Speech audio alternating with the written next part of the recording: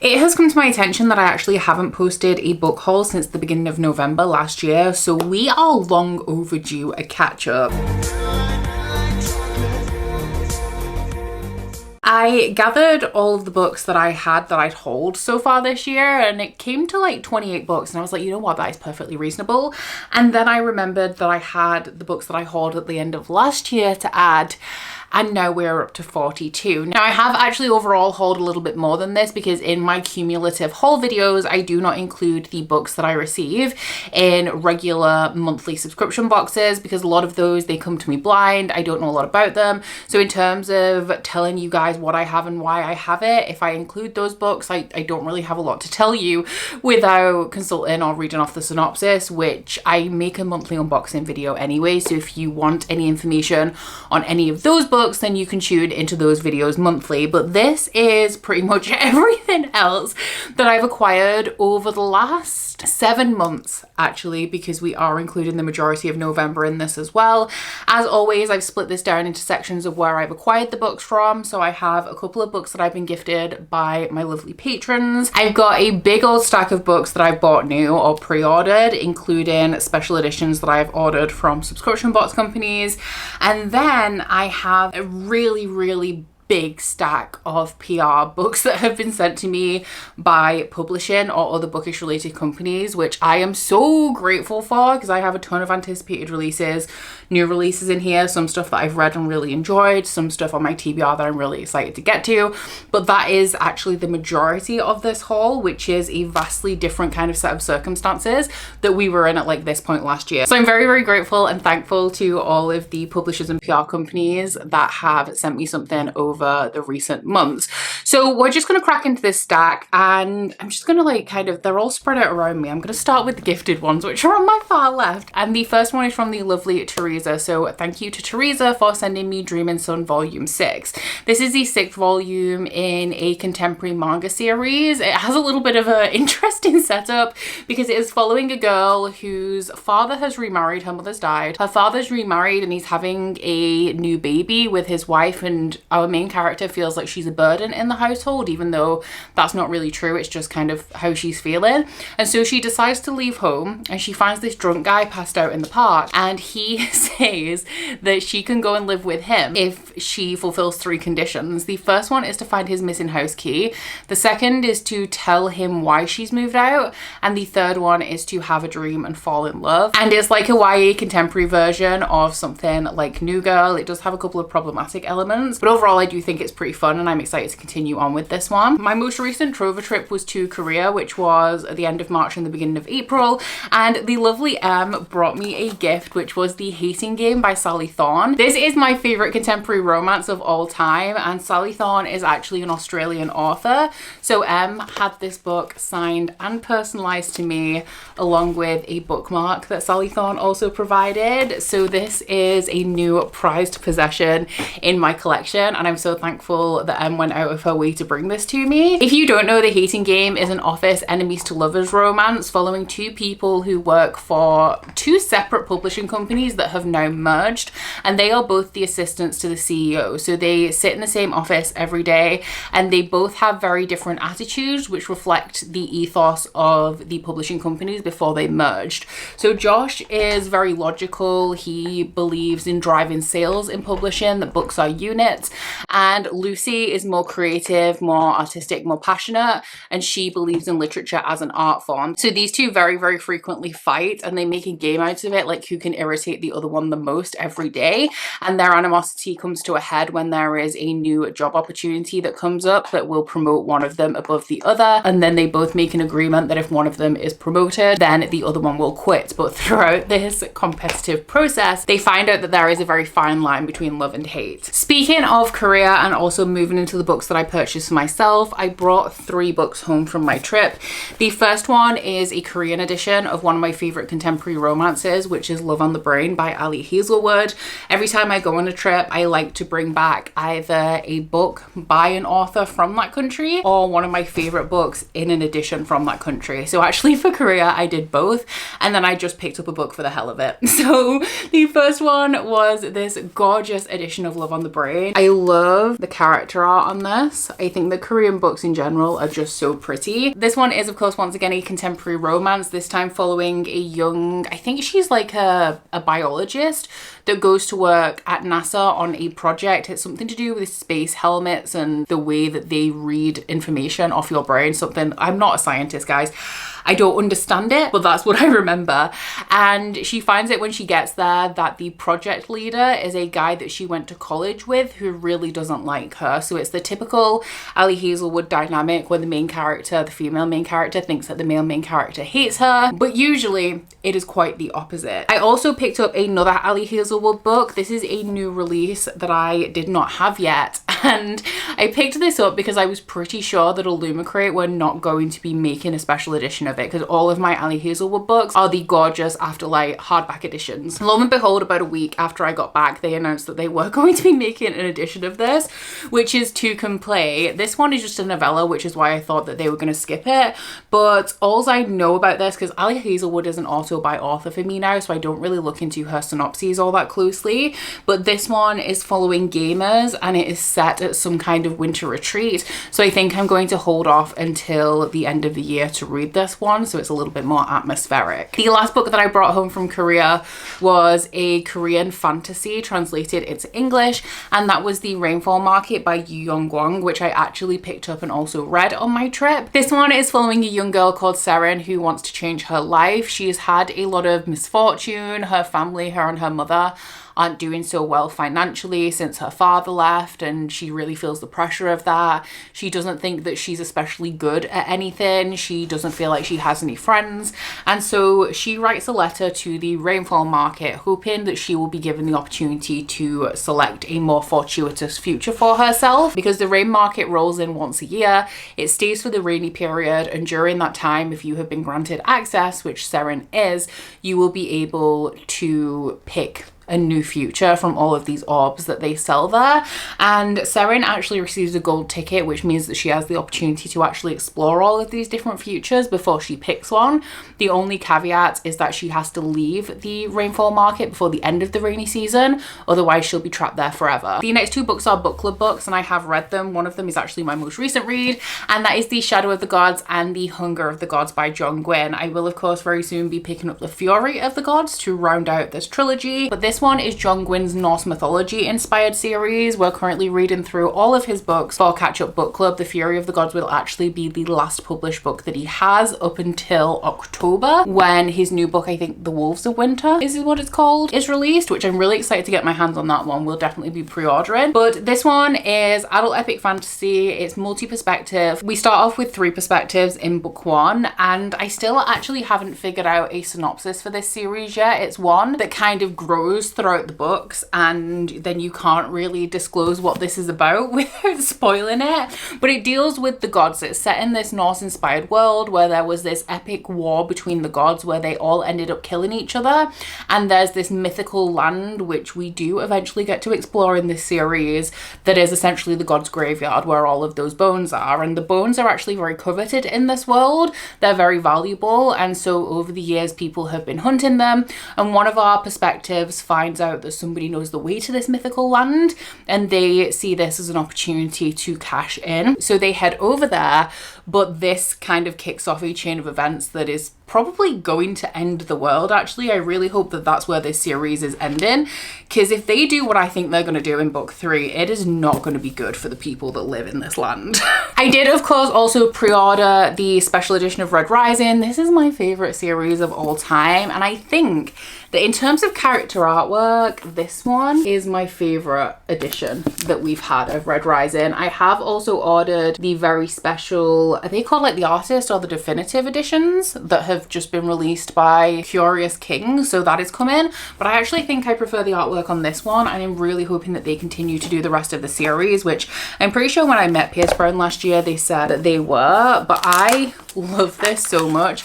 It also has this like pull-out illustration of the Institute and the solar system on the end pages. But Red Rising, I'm pretty sure you know what it's about if you're on this channel. I'm so excited to reread this. I'm just waiting for P.S. Brown to give us a release date on Red God, and I'm gonna beast through a reread of this series and have the time of my life. But this is a huge space opera series. We start off following a young man called Darrow. I think he's 16 at the beginning of book 1, but he's not a YA. It's not a young adult series, guys. It gets really brutal.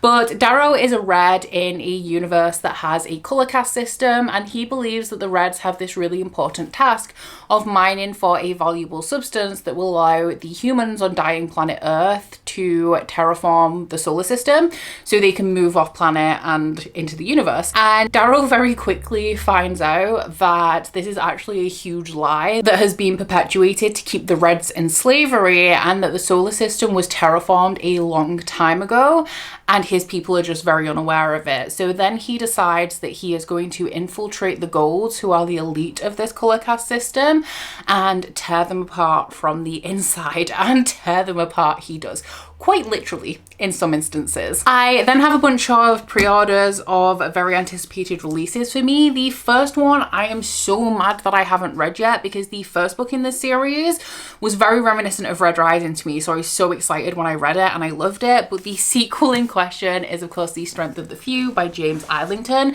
I have been really in my epic fantasy zone recently, so maybe I will finally reread the first book and get to the second. I would actually love it if we could get just a release date on book 3, and maybe I could do book 2 and 3 back to back.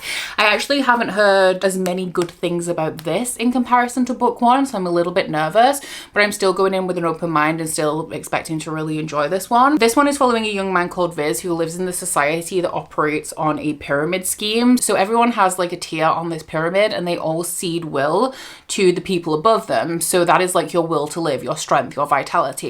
And Viz wants nothing to do with this, so he's trying to secure himself a future that will keep him outside of this structure, so he doesn't have to cede will to anyone or receive will from anyone. And he is offered an opportunity by a Quintus on this pyramid, so that's the 5th tier. He's quite a powerful man, and this man adopts Viz with the intention of implanting him in this prestigious academy for 2 reasons. The first one is that he believes that the guy who runs the academy is politically planning something that is going to affect Viz's adoptive stepfather, and so he wants to get ahead of the game in that regard. But he also thinks that the leader of this academy is responsible for the death of his brother, and he wants Viz to investigate that as well. We also have a rebellion thrown into the mix where Viz is once again asked to gather intel for this rebellion, which he's very much against because he doesn't want anything to do with any of this stuff. All he wants is the opportunity to live free of this system, but he kind of realizes that living free of this system is complacency and it doesn't help anyone, and he ends up entangled in a bigger plot than he ever anticipated. An anticipated sequel that I read super recently and loved, this is currently my favorite book of the year, is The Rights of the Starling by Daphne Perry. This is the second book in a romantasy trilogy. The first book was Shield of Sparrows. It was also one of my favorite books of last year, and it is following a young woman who is forced into a marriage. She's a princess, and she's forced to marry a prince of a different realm to secure an ancient treaty called the Shield of Sparrows, which essentially protects the human kingdoms of the world from warring against each other, because they also have to fight against this migration of giant bird monsters that fly over their lands every generation and decimate everything in their path. Our main character is also tasked with gaining some intel on the kingdom that she's marrying into, because her father believes that in their capital, which is very well safeguarded, there is something there that is going to help them stop the migration forever. But our main character doesn't have a lot of reason to trust her father, and when she goes to this other kingdom, she realizes that these people are not as nefarious as her father has made them seem. And to make matters worse, she is also incredibly drawn to the kingdom's famed monster hunter, as opposed to her husband, who seemingly wants nothing to do with her. I do have 2 two editions of one of my anticipated releases of last year, which was Empire of the Dawn by J. Kristoff. These books are heavy. I feel like I could, you know, I could build some muscle lifting these. This one is the third and final book in the Empire of the Vampire series. Nevernight is one of my favorite series of all time, and I really enjoyed Empire of the Vampire when I read it. Now that all of these books are out, I intend to reread Empire of the Vampire and finish off the series. I have the Illumicrate editions, which are my favorite and also most beautiful editions of this book.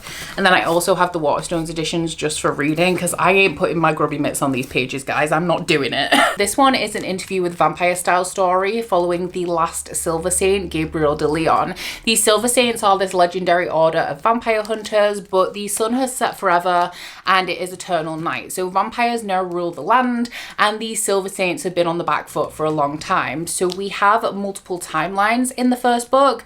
We have the present day timeline where Gabriel has been captured and he's being interviewed by the vampires who want to know about his life as a Silver Saint. He's the last one. It's a legendary order. They would like to preserve his story. So he does start telling that story from 2 points in time. The first one is his origins, like his childhood and how he came to be a Silver Saint. And the second point is when he was on his greatest mission of his career to find the vampire Holy Grail. I also ordered some Illumicrate editions of one of my favorite series of all time, which is the Extraordinary series by V. Schwab. I'm so excited for book 3 to be released later this year, and I think it's only Illumicrate I've seen do this with the plastic dust jackets and printed hardcovers. I love the effect of these. So when it was one of my favorite series in an edition like this, I had to pick them up. I am a little bit sad that they're not full-size hardbacks though, because I did think that they were going to be, but I mean, we move. And this one is the story of Victor and Eli. They are mad scientists, essentially, you could say, and they were best friends in college, where they embarked upon a project to discover how to create extraordinaries, who are essentially superheroes, people with superpowers. And they discovered that the way that you do this is by having a near-death experience. So they proceed to kill themselves and each other and also revive each other so that they can have superpowers. However, we are picking up this story a number of years after Eli and Victor's friendship has ended. Victor has been in jail for a really long time. He's just been released and he has a score to settle with his ex-best friend Eli. The last book I have from Illumicrate is actually an Afterlight book, and it is actually one of their special editions of Ali Hazelwood's books. This one is Mate, and I haven't read Bride yet. I did want to pick this up because if I do enjoy Bride, I'm going to want the Afterlight editions to match everything else. But I don't know if I'm going to enjoy Bride or Mate. I don't love paranormal romance. I do feel like if anyone's going to sell me on paranormal romance, then it's going to be Ali Hazelwood, but I'm honestly not sure. I have Bride in the stack, so hopefully I'll get to it sometime soon. I'm not entirely sure about the plot of this one, aside from that I think it features wolves. I'm not sure we have any vampires in here, whereas Bride, I'm pretty sure, is like the princess of the vampires is married to an alpha of a wolf pack. I'm not exactly sure of the dynamics in this one. I have heard, though, that a lot of people like this a lot more than Bride. I then have 2 sequels that I've pre-ordered from Fairy Loot, and I'm actually really surprised that I just have the 2 books from Fairy Loot in this video, but both of these are sequels to books that I've given 5 stars. One of them I have read already, which is The Rebel Witch by Kristen Cicerelli. The Crimson Moth was my favorite book of 2024, I think, and this one is the follow-up and also the final book in that duology, which I unfortunately did not love as much, but I still, because I love the first book so much, I still wanted to complete the duology with the Fairy Loot edition. But this one is a romantasy following a witch and a witch hunter. So our female main character is a witch. She is actually a vigilante that is known as the Crimson Moth, and she spends her evenings freeing witches from imprisonment before they are executed.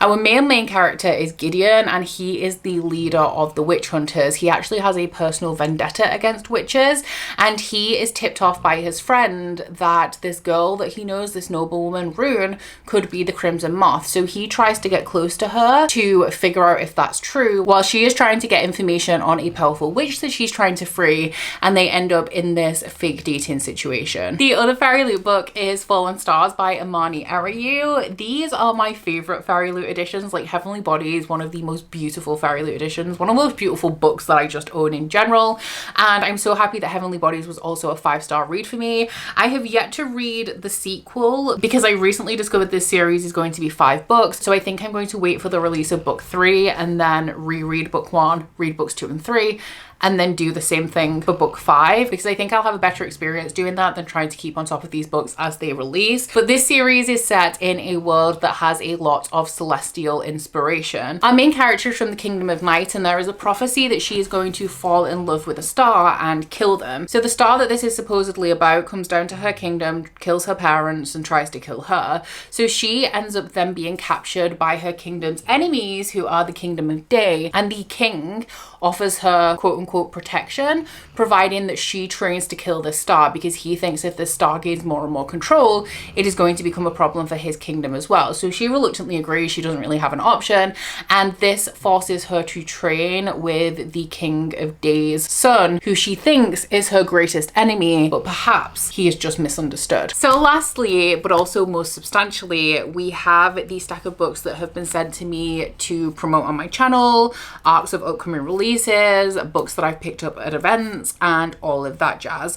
So we're going to be starting off with a couple of books that were sent to me by Wordery, who recently launched their website, and they asked for a list of my favorite books so they could send me some recommendations based on that. The first one I'm pretty sure they sent me based on the fact that I love the Winter Night trilogy by Catherine Arden, and that one is The Snow Child by Owen Ivy. So this one I'm expected to be a woodsy folkloric kind of fantasy, but also more of a historical fiction with a fantastical edge than like a solid fantasy. But it is set in the 1920s, following a couple who lost a baby some years before the start of this book, and then one day this little girl just mysteriously appears on their land, and they're very kind of cautious about it, but also hopeful about what this means for them. The other book that they sent me, I'm pretty sure, was Because One Day by David Nichols is one of my favorite books, and this one is a Christmas romance, so I'm saving it for the season, and it is One Day in December by Josie Silver.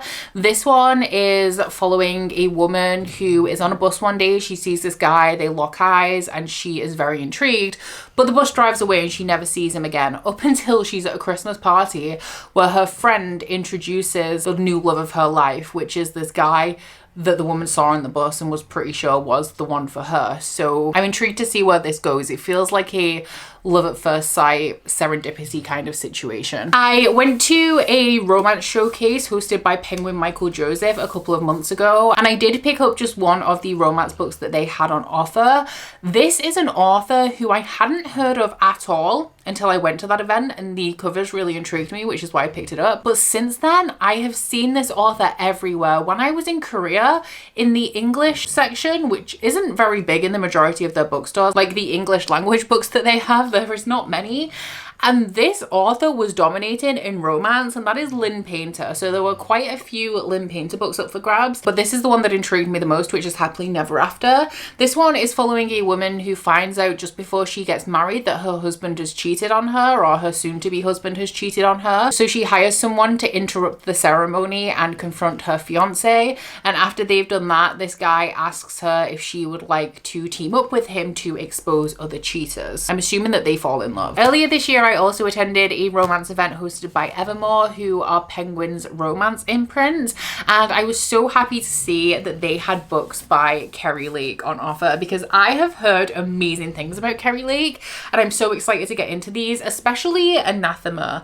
I think I've heard better things about Nocticadia, if I'm being honest, but for some reason, even though I don't actually know anything about the plots of these, Anathema appeals to me the most. But from what I've heard of Kerry Lake, she specializes in slow burn gothic romances with a spooky horror element to them. That is all I know. I'm actually going to be going into these pretty blind. I have Anathema in the stack so that hopefully I can get to it soon, and I'm hoping that she lives up to the hype for me, because then I also have Nocticadia on hand to go into afterwards. I do think that this one does have a sequel though. I think it's the first book in a series, but I am pretty sure that the sequel has already been released, so it's easy for me to pick that up if I do enjoy Anathema. One of the books that I picked up I have read, and it was a 4-star read, but actually actually, I'm pretty sure it's going to be one of my favorite books of the year unless I have a ton of 5 stars through the second half of the year.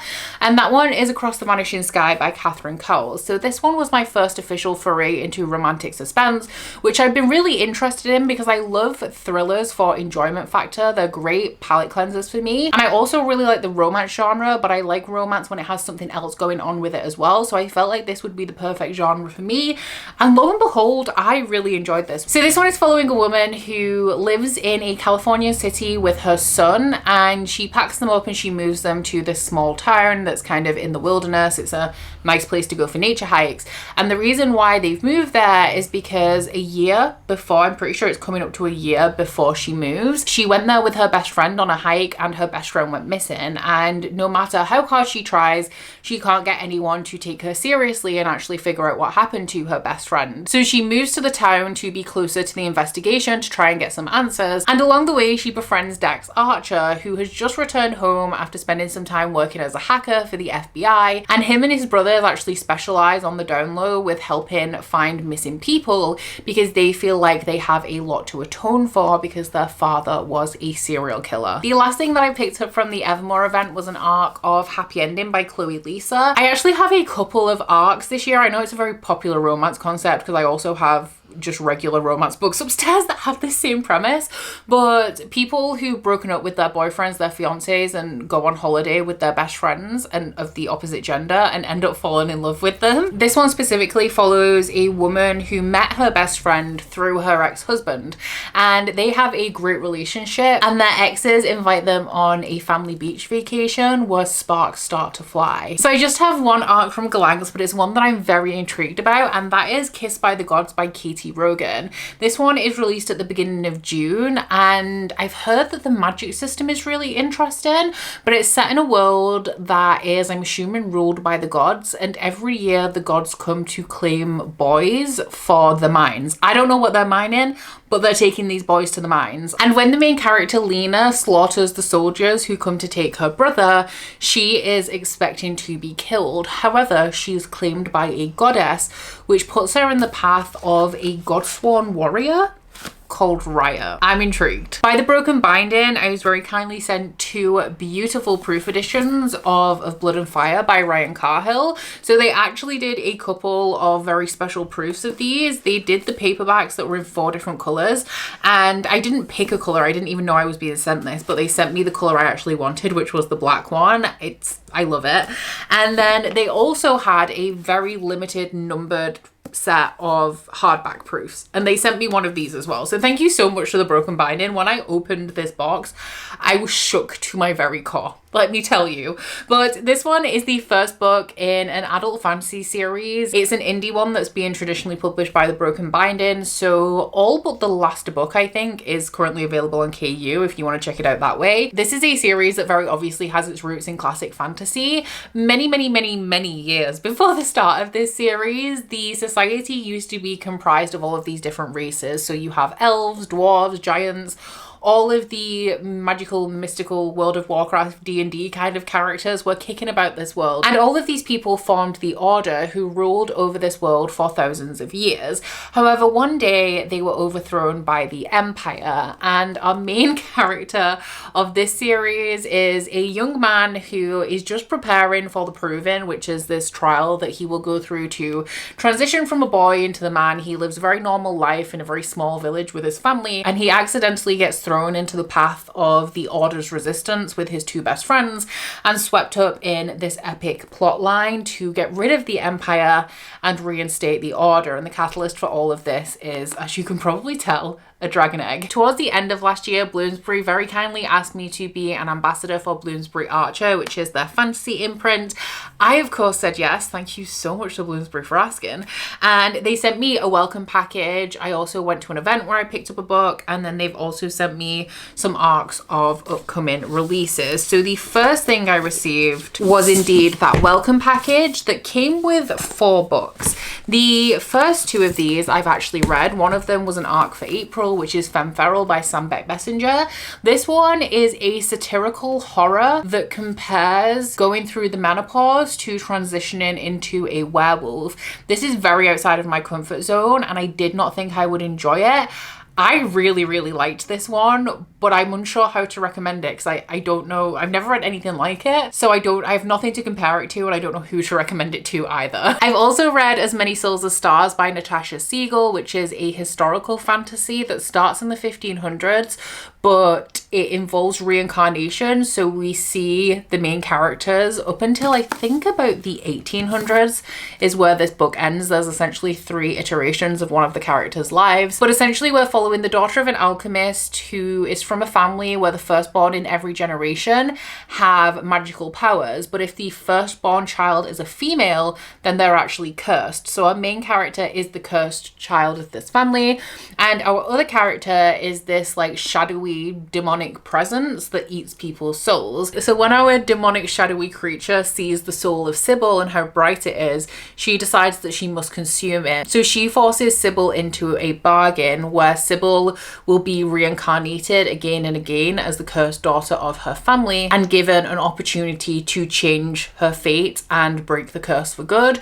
But if she fails, then Miriam will consume her soul. The other 2 I haven't read yet, the first one being The Great Wen by Alan Moore. I'm not sure how I'm going to feel about this one because it has a couple of elements that I don't really love, but it is set in 1949 in London, so post-war London, which is a time period that I'm typically not all that interested in. And it also involves, I think, a book that has a portal to like a shadowy version of London, which is given like the Shades of Magic series by V. Schwab, and I think it also has a crime element in it as well. I am still going to be giving this one a try. I'm just not sure how much of a success it's going to be for me. And then the last one we have is Among the Burning Flowers by Samantha Shannon, which I love. The Bone Season by Samantha Shannon. That's one of my favorite series of all time. I adore it. The Prior of the Orange Tree I did not love, and so I decided not to read A Day of Fallen Night. I now have Among the Burning Flowers. I'm going to give this one a try because I love The Bone Season, and maybe it will convince me to go back and read A Day of Fallen Night, because this series is standalones all set in the same world in different time periods. So I've actually heard of a lot of people who didn't love Priory who still loved A Day of Fallen Night, and this is obviously a much more accessible re-entry into this world as opposed to A Day of Fallen Night, which I think is like 800 pages and also low-key reads like a textbook. When I went to the Bloomsbury Archer launch event, they had a blind date with a book table, and one of the books that was available was Les Normaux by Janine Jansen. This one is a queer paranormal romance comic that is set in France between a vampire and I actually don't know what kind of creature the other guy is actually, but this just sounds like it's going to be a really cute fun time. It's also going to be an easy read. The art style is really pretty, and hopefully I can read this very soon. Actually, it's in the stacks because if this comes up for Shelve It or Scrap It, easy read, so easy. Very excitingly, Bloomsbury have recently republished The Princess Bride by William Goldman with this new cover,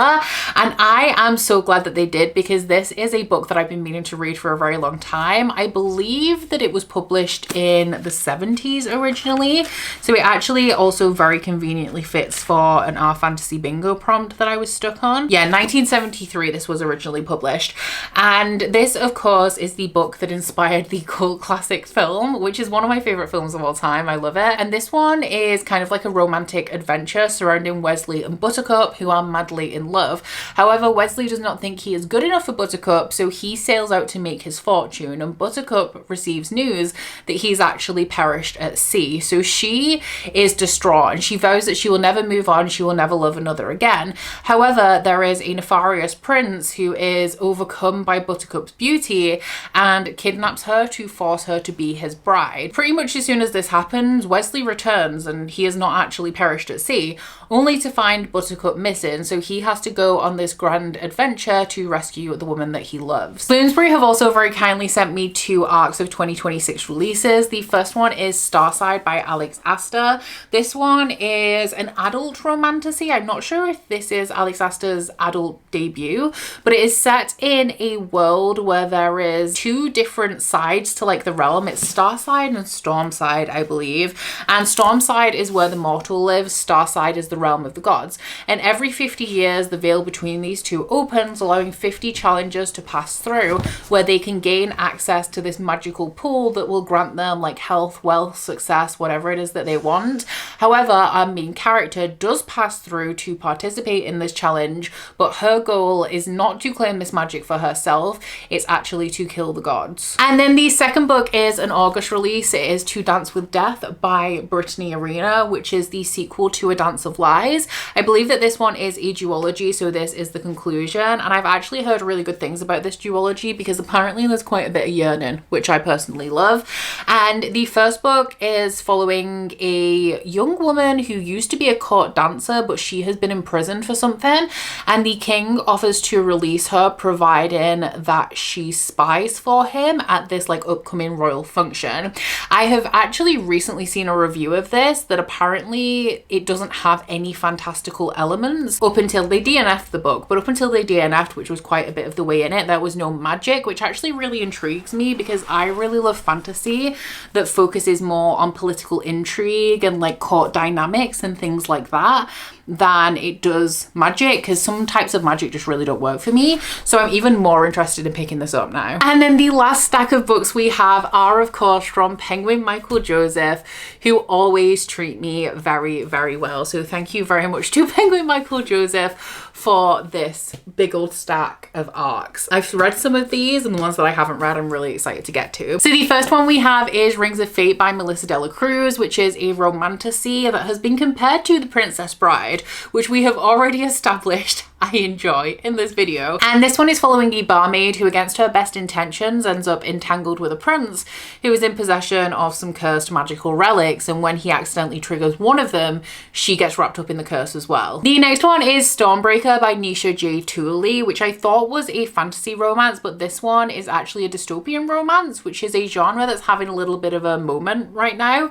And this one is following a young woman who comes from a rich, successful family, and she is going to be attending this academy that she's planned to attend her entire life, where there is this brutal set of trials that she has to go through. But it's fine because, you know, like her future's secure. She knows exactly what she's going to get out of this. However, the trials end up being a lot more brutal than she expected them to be, and her perfectly curated future is thrown into peril when she starts to be drawn to an outsider that is attending this academy. One of my anticipated releases of the year is Verity Guild by Mike Holland. I really like the Broken Blade series by Mike Holland, so when she announced that she was going to be publishing a romantasy, I was thrilled. And this one I'm pretty sure has a little bit of a Roman Empire influence, but it is following a high priestess who has to team up with a praetorian to investigate the death of a senator that she has been framed for. The priestess has been framed for it because the senator was found at the temple, like killed by a temple knife. A very exciting book is The Mistral by Felix Moss. This one is a new epic fantasy release that has been recommended for fans of Brandon Sanderson and John Gwynne, which, I mean, I'm a fan of both, so I'm very excited.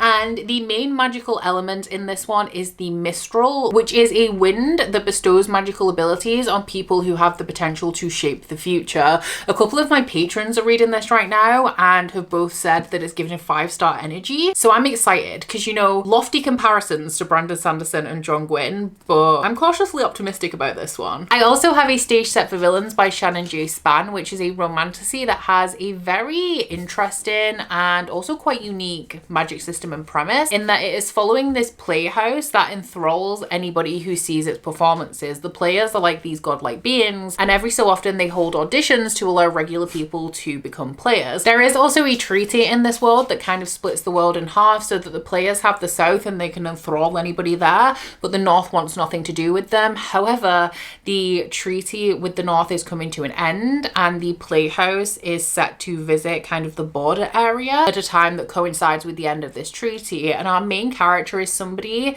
who was touched by one of the players when she was a kid. And since then, she's become very unwell. Like, her health is deteriorating. And when she plans to go to this university to try and find a cure for herself, her brother tells her that she can't go. So instead, she ends up joining the auditions at the Playhouse to become one of the players. And then the final two books I have for this haul are both contemporary stories from Penguin Michael Joseph, both of which I'm actually very excited about. The first one is Our Perfect Storm by Carly Fortune. I have heard amazing things about Carly Fortune and I really need to give her a try, especially because one of her books is being adapted into an Amazon Prime show and I'm very excited to watch that, so I need to read the book sharpish.